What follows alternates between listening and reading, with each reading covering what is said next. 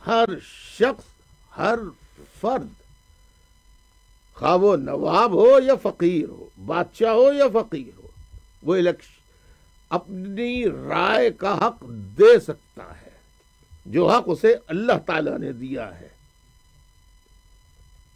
یہ تو معاشرہ ہوتا ہے، ہم نواب اور غلام ہم ہی سے بنتے ہیں، لیکن ہم جس مذہب کے ماننے والے ہیں، ہم کلمہ پڑھتے ہیں کہ لا الہ الا اللہ محمد الرسول اللہ،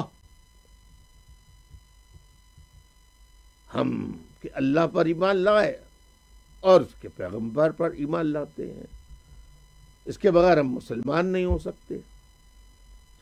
تو جب یہ کلمہ پڑھ لیا تو سب کچھ آپ نے سیکھا ہے براہ راست اللہ سے نہیں، بلکہ profit piece be upon him, سرکار دو عالم صلی اللہ علیہ وآلہ وسلم، محمد مجتبیٰ احمد مجتبیٰ، سرور کونین، سردار الانبیاء، حضرت محمد مصطفیٰ صلی اللہ علیہ وسلم سے سیکھا ہے۔ تو وہ تو پیغمبر تھے، پیغمبری کے ہونے کے باوجود اور لوگوں کو انہیں نبی مان لینے کے باوجود وہ چاہتے تو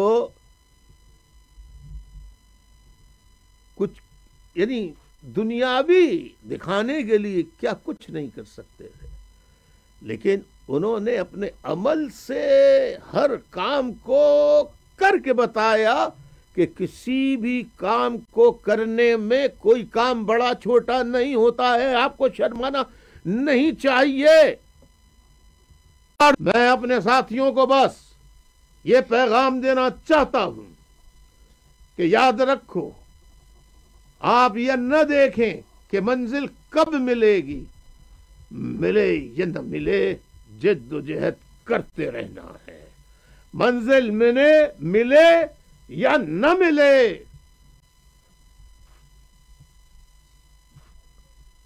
جد و جہد کرتے رہنا ہے۔ کھل کر اجازت نہ ہو تو خاموشی ہی سے بس کرتے رہنا ہے۔ کیا؟ جد و جہد، اور جد و جہد کرتے رہنا ہے۔ اللہ آپ سب کو وفاداری سے کبھی ایک قدم بھی غداری کی سرحد پار کرنے سے اللہ تعالیٰ آپ سب کو محفوظ رکھے، آپ سب کو محفوظ رکھے۔ آمین۔ اور ایک چیز جو میں نے آج تک، دیکھیے میں 70 ایئرز کا ہو چکا ہوں، میں نے آج تک اپنا حوصلہ نہیں ہارا ہے۔ اور یاد رکھو، میری ہی طرح تمہیں بھی، میں رہوں یا نہ رہوں، تمہیں میری باتوں کو یاد رکھ کے حق اور سچ کا ساتھ دینا ہے، ظلم کو ظلم کہنا ہے، جبر کو جبر کہنا ہے۔ اگر زیادہ ہمت نہ ہو تو دل میں کہہ لینا، مگر جذبہ ضرور رکھنا، کس طرح سے جیسے میں نے رکھا ہے کہ کیا ذرا غور سے سنیے گا کہ کیا